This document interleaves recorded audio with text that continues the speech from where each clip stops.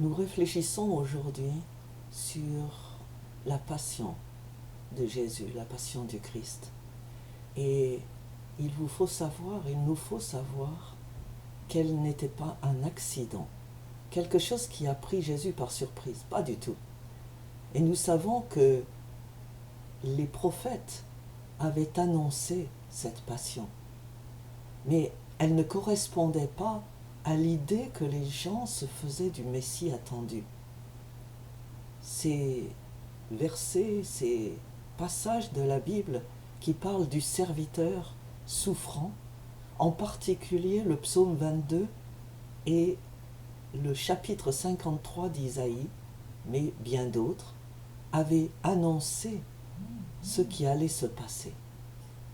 En fait, la souffrance de Jésus, la passion de Jésus était déjà présente au début de la Genèse, le jour où Dieu a dit que le diable allait mordre Jésus, mais que le serpent serait écrasé. Et donc, ça n'était pas une surprise. Et la Bible, dans le Nouveau Testament, dans les évangiles, nous rappelle que Jésus savait très bien ce qui allait lui arriver. Et la meilleure preuve, c'est ce qui s'est passé au jardin de Gethsémani la veille de sa mort. Il savait que Judas allait venir le chercher, l'arrêter avec les soldats du temple, et il a beaucoup agonisé en prière. Parce qu'il voyait, il savait, il sentait tout ce qui allait lui arriver, toute sa passion. Mais il n'avait pas caché la chose à ses disciples, à ses apôtres. Il voulait qu'ils sachent. Lors de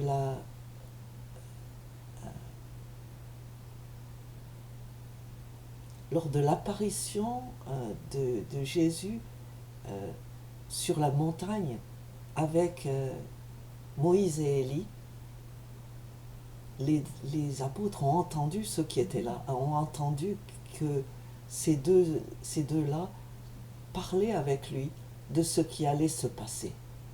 Mais ils n'ont rien compris. Ensuite, plusieurs fois, plus de 5 fois, dans les évangiles, il est annoncé, il est écrit que Jésus leur a dit « Je vais mourir, et après je vais ressusciter, et je vous reverrai en Galilée. » C'était son message, et il voulait que ses apôtres n'oublient pas les détails, la mort, la résurrection et le rendez-vous de Galilée. Ça, c'était les 3 éléments. Mais ils n'ont rien compris. Ils se sont posé la question, qu'est-ce qu'il raconte? Qu'est-ce qu'il veut dire? Mais ils n'osaient pas l'interroger, c'est ce qui est écrit. Ils étaient angoissés parce que ces annonces ne correspondaient pas du tout à ce qu'ils avaient dans la tête. C'est la même chose quand vous priez pour quelqu'un qui est malade et votre tête vous dit que vous voulez prier pour sa guérison physique. Mais quelquefois, Dieu laisse mourir ses bien-aimés. Ce que vous voyez, ce que nous voyons, c'est la mort physique. Mais nous ne voyons pas le reste. Il faut ouvrir les yeux de notre intelligence spirituelle pour comprendre que la mort est une guérison. Elle termine des souffrances, elle termine une angoisse et quelquefois, elle termine une vie qui aurait peut-être mal tourné ou qui aurait amené une mort plus douloureuse. Nous ne voyons que le sommet de l'iceberg. Nous ne voyons que très peu. Nous n'avons qu'une idée brouillée des choses, parce que nos yeux s'arrêtent à la vue physique. Et ce qu'il faut retenir de ce premier message aujourd'hui, c'est que Jésus n'est pas venu par hasard dans le monde. Il est venu avec une mission particulière et il était pressé d'accomplir sa mission. C'est pourquoi il travaillait même le jour du sabbat. Il enseignait, il guérissait, il ressuscitait les morts, même le jour du sabbat. Il n'avait pas de temps à perdre. Une autre chose que nous notons, c'est que suivre Jésus n'est pas facile. Il a dit, le serviteur n'est pas mieux que le maître. Donc, si Jésus a été persécuté, tué, on ne peut pas attendre d'avoir une vie plus facile en tant que disciple.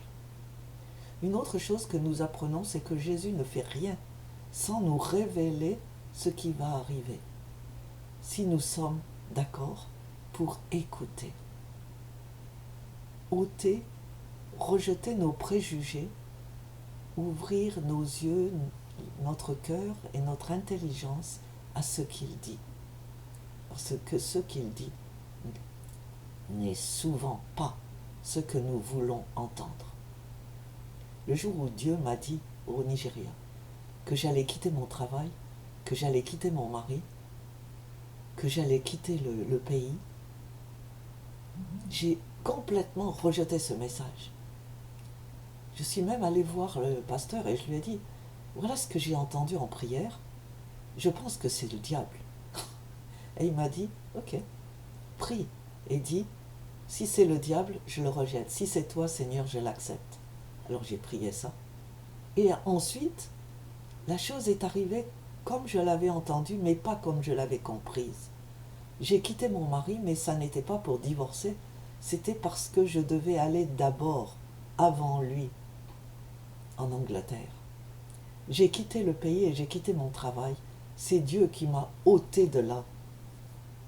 Je n'avais pas choisi ce chemin, mais il a été prouvé que c'était celui de Dieu. Et tout ce que Dieu dit s'accomplit. Et ça, c'est la preuve de la prophétie. Si quelqu'un vous dit quelque chose et que ça ne s'accomplit pas, c'était un mensonge du malin. Donc, nous savons que la vie de disciple n'est pas facile. Et Jésus a même, dans sa bonté, expliqué tout ça aux disciples qui marchaient sur la route d'Emmaüs, qui rentraient de Jérusalem complètement découragés en disant « c'est fini, nous avions cru ce qu'il disait, ce prophète, mais voilà, il est mort, il est enterré, on n'en parle plus. » Et Jésus a pris le temps de leur expliquer tout l'Ancien Testament et comment sa souffrance, sa mort avait été annoncée. Et finalement, il est ressuscité et il a rencontré les disciples en Galilée comme il l'avait promis. Et ça a été le début des débuts de l'Église. Alors ne croyez pas que adhérer à Jésus, lui donner votre vie et le suivre, va être une histoire facile. Mais sachez qu'après la résurrection, qu'après la mort, il y a eu la résurrection. Les gens qui pleuraient le vendredi ne savaient pas que dimanche allait venir. Alors, croyez.